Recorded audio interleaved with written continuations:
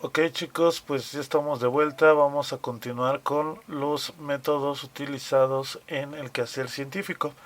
Sí, es muy importante que entendamos el significado, sí, de cada uno de los métodos que estamos viendo, puesto que básicamente vamos a estar utilizándolos constantemente. Sí, es muy importante porque cuando ustedes accedan a una carrera, a una formación profesional, justamente van a tener que echar mano de estos procesos, de estos métodos que de alguna manera nos van a permitir tener ciertas prioridades a la hora de poder elaborar temas de investigación, ¿sí?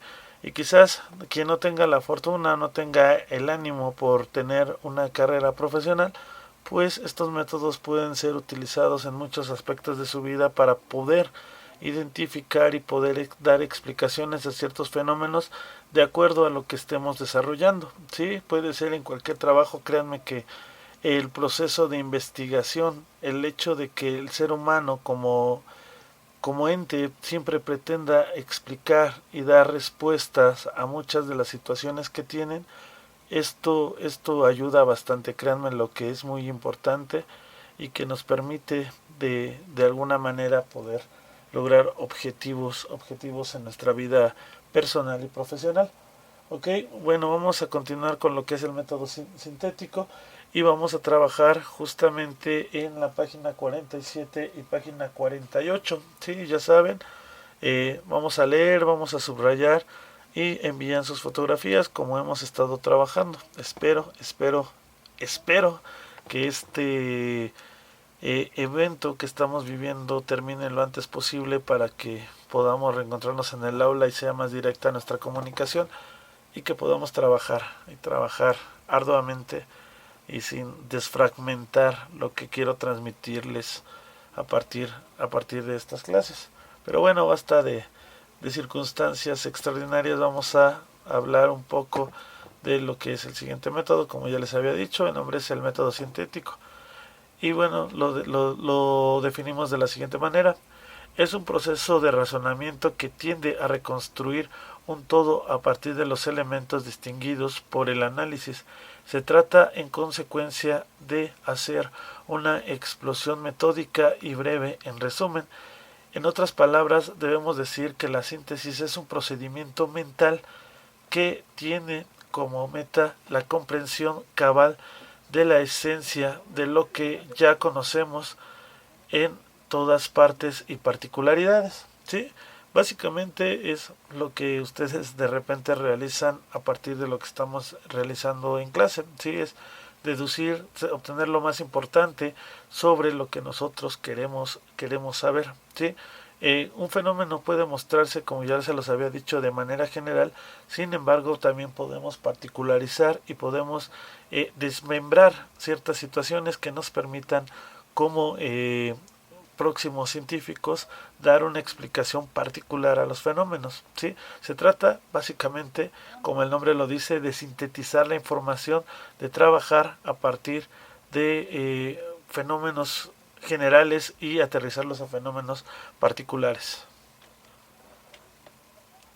La síntesis significa reconstruir, volver a integrar las partes de un todo, pero esta operación implica una superación respecto a la operación analítica, ya que no representa solo la reconstrucción mecánica del todo, pues esto no permitirá avanzar en el conocimiento. Implica llegar a comprender la esencia del mismo, conocer sus aspectos y relaciones básicas en una perspectiva de totalidad. No hay síntesis sin análisis, sentencia Frederick Engels, ¿sí? Ya que el análisis proporciona la materia prima para realizar la síntesis. ¿Ok? Básicamente, chicos, es lo que les estoy comentando. Sí, el hecho de utilizar el método sintético nos permite, sí, partir de una totalidad de un fenómeno general y particularizarlo, de irlo desmembrando para poder hablar sobre esto. Anteriormente, en la clase pasada hablábamos sobre un fenómeno como lo es la violencia. ¿Sí? La violencia pues también es importante irla desmembrando para encontrar algunas situaciones. ¿Sí? En fenómenos de violencia quizás podemos particularizar el contexto, podemos particularizar las formas de vida, la cultura de las personas para poder decir de esta manera o de la otra es que se está llevando o por qué surge el fenómeno de violencia. ¿Sí? Hablando de narcotráfico, pues hay en México muchas circunstancias que han hecho a las personas inclinarse hacia este tipo de trabajos, sí, de quehaceres. Sí, básicamente, pues yo ahorita en lo general les podría hablar de que es por falta de recursos económicos o también por todo este fenómeno que se vivió hace unos años sobre la enaltación del narcotráfico, con todas estas series que ustedes yo me imagino que han llegado a ver, o bien la música que han escuchado que de alguna manera pues enaltecían al narcotráfico, se hacía apología del delito y esto hacía que los jóvenes pues se sintieran identificados, aunque muchas veces pues desafortunadamente son muy manipulables las mentes y pensando que podrían llegar a ser grandes narcotraficantes, tenían ahí como esa situación negativa y no analizaban las circunstancias. Pero bueno, basta de mis ejemplos y sí es importante saber esta situación al cual les hago referencia. ¿Sí? El hecho de que un fenómeno exista general, pues vamos a poder desmembrarlo para poder particularizar y poder explicarlo. ¿Sí? De ese fenómeno general quizás nosotros podamos escribir ensayos, artículos, tesis, etcétera, que nos permitan ser reconocidos y poder trabajar. Por ahí dice un viejo dicho, un refrán, no sé cómo nombrarlo, que el que mucho abarca poco come, ¿no? Entonces eso es muy importante para que ustedes sepan e identifiquen, ¿sí? Cuáles son las situaciones que permiten el hecho eh, de poder particularizar un tema y poder explicarlo, sea cual sea la especialidad que ustedes elijan. ¿Sí? Y bueno, ahí terminamos lo que fue el método sintético, ¿sí? Con esta diapositiva, y posteriormente vamos a trabajar también en lo que es el método histórico. ¿Sí? El método histórico es lo siguiente. ¿Sí?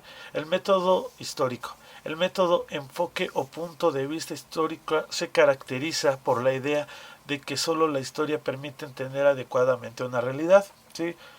Soy profe también de historia, chicos, y eso es muy importante. ¿Sí? Yo siempre hablo sobre la premisa de hay que entender el pasado para comprender el presente y proyectar nuestro futuro. Quizás muchas veces la historia les suele ser muy aburrida a muchos de ustedes por todas las fechas, por toda la teoría, etcétera.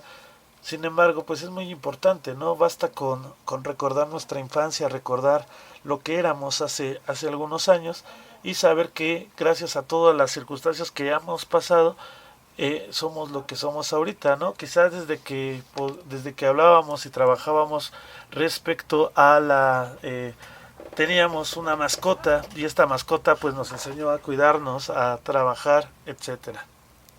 Entonces esto que les comento pues nos ha permitido poder identificarnos como individuos, como personas, y esto nos ha ayudado a desarrollar muchas características, ¿sí?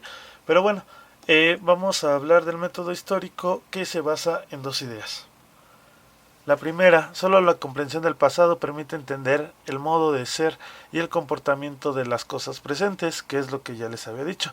La realidad presente está compuesta de capas o niveles y las más antiguas determinan a las más recientes o superficiales.